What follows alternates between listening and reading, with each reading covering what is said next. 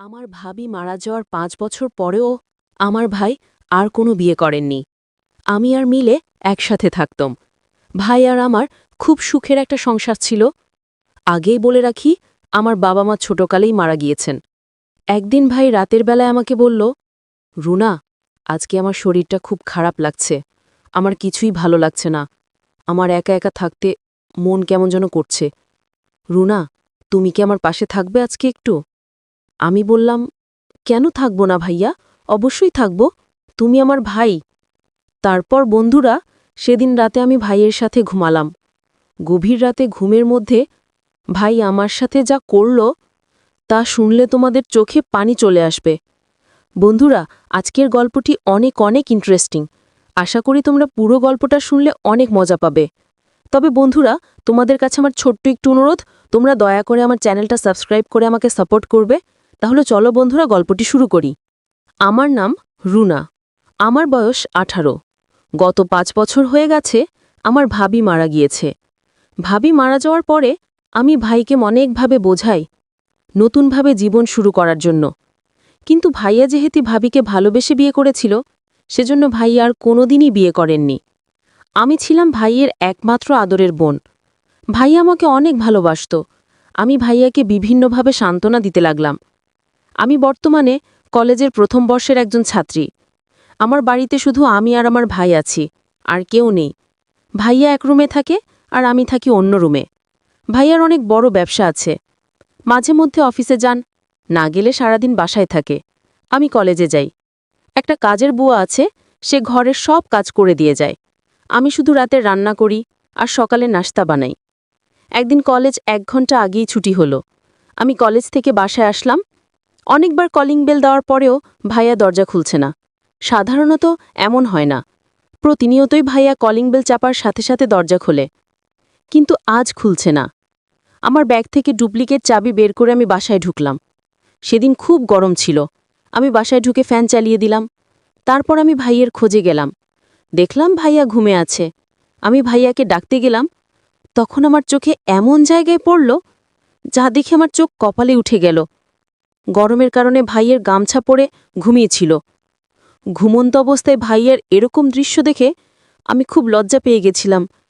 কি বলবো বন্ধুরা, ঘুমের মধ্যে ভাইয়াকে অনেক অস্বাভাবিক দেখাচ্ছিল। ভাইয়ার কি সুন্দর মায়াবী চেহারা, আর এই দিক দিয়ে ভাইয়া অস্বাভাবিক অবস্থায় পড়ে আছে ঘুমের মধ্যে। আমি শুধু অবাক হয়ে তাকিয়ে রইলাম সেই দিকে, কারণ ভাইয়াকে ঘুমের মধ্যে দেখতে অনেক অদ্ভুত লাগছিল। 5-6 মিনিট আমি ভাইয়ার এরকম অদ্ভুত দৃশ্য উপভোগ করছিলাম। তারপর ভাইয়া মনে হয় সজাগ হয়ে যাবে, এমন পরিস্থিতি টের পেয়ে আমি দৌড়ে আমার রুমে চলে আসলাম। আর মনে মনে ভাবতে লাগলাম, আমি এটা কি দেখলাম। সারা রাত এটা নিয়ে কল্পনা করতে করতে হঠাৎ আমি ঘুমিয়ে পড়লাম। আর ঘুমের মধ্যে আমি একটা বাজে স্বপ্ন দেখেছিলাম, যেটা আমার নিজের ভাইয়াকে নিয়ে। স্বপ্নটা দেখে আমার খুব খারাপ লেগেছিল। পরদিন সকালে ঘুম থেকে উঠে আমি কলেজে চলে গেলাম। কলেজে গিয়েও সেদিন আমার খুব একটা বেশি ভালো লাগছিল না। আমি কলেজে 2টা ক্লাস করে চলে আসলাম বাসায়। আমার ভাইয়ার ব্যবসা বাণিজ্য বেশিরভাগ ম্যানেজার দেখাশোনা করত। বেশিরভাগ সময় আমার ভাইয়া বাসায় থাকত।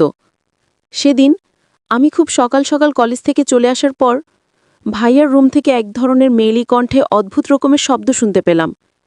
আমি এরকম ধরনের অদ্ভুত শব্দ শুনতে পেয়ে মনে মনে ভাবলাম, আমার ভাবি মারা গিয়েছে প্রায় 5 বছরের উপরে হয়েছে, কিন্তু আমার ভাইয়ের রুম থেকে এরকম মেইলি কণ্ঠ আসছে কেন? সেটা আমার মাথায় আসছিল না।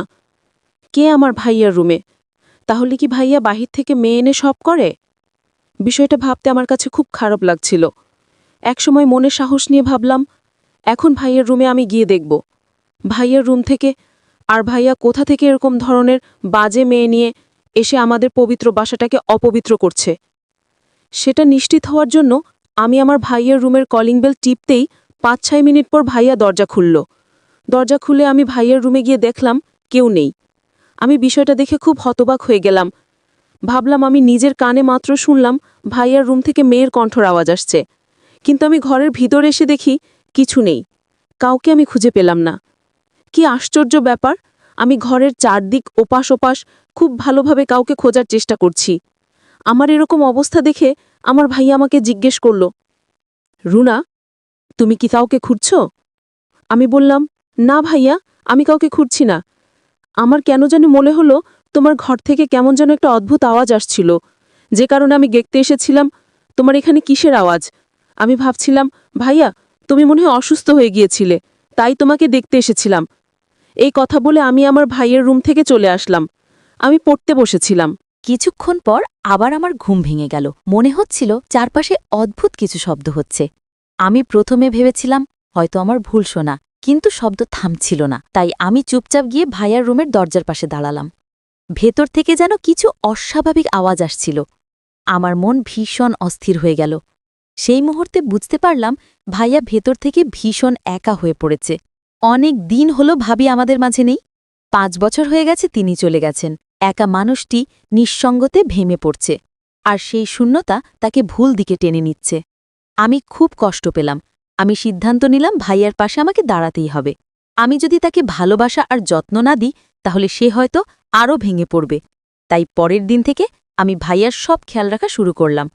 সময়মতো ওষুধ খাওয়ানো, খাওয়া দাওয়া দেখা, বিশ্রাম নেওয়ার কথা মনে করানো, সবকিছু আমি করতাম। ভাইয়া আমার এই পরিবর্তন দেখে ভেতর থেকে আবেগ আপ্লুত হয়ে গেল। সে বলল, বোন, আমি সত্যি ভুল পথে যাচ্ছিলাম। একা থাকার যন্ত্রণা আমাকে ভুল সিদ্ধান্ত নিতে বাধ্য করছিল।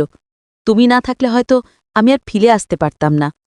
আমি ভাইয়াকে বললাম, ভাইয়া, জীবন যত কঠিন হোক না কেন, পরিবারই আসল শক্তি। আমরা একে অপরের পাশে থাকলেই সব ঠিক হয়ে যাবে। তারপর থেকে ভাইয়া ধীরে ধীরে বদলে গেল। আগের মতো স্বাভাবিক, ভদ্র, দায়িত্বশীল হয়ে উঠল। সে আর একা বোধ করত না, কারণ আমি ছিলাম তার পাশে। সময় গড়ালো, আমি নিজের জীবনে নতুন অধ্যায় শুরু করলাম। বিয়ের পর আমার সংসারও সুখে চলতে লাগল। তবু আমি ভাইয়ার প্রতি দায়িত্ব ভুলিনি। মাঝে মাঝে তাকে দেখতে যেতাম, খোঁজ খবর নিতাম। ভাইয়া সবসময় বলতো, তুই না থাকলে আমি হয়তো ভেঙে যেতাম, তুই আমাকে নতুন জীবন ফিরিয়ে দিয়েছিস। বন্ধুরা, জীবনে যত কষ্টই আসুক না কেন, কখনো ভুল পথে যাওয়া উচিত নয়। পরিবারের ভালোবাসা আর দায়িত্ববোধই মানুষকে সঠিক পথে ফিরিয়ে আনে। আজকের গল্প যদি তোমাদের ভালো লেগে থাকে, তো অবশ্যই লাইক, কমেন্ট আর শেয়ার করবে। আর যদি এরকম শিক্ষামূলক গল্প শুনতে চাও, তাহলে অবশ্যই আমার চ্যানেলটি সাবস্ক্রাইব করে পাশে থাকবে।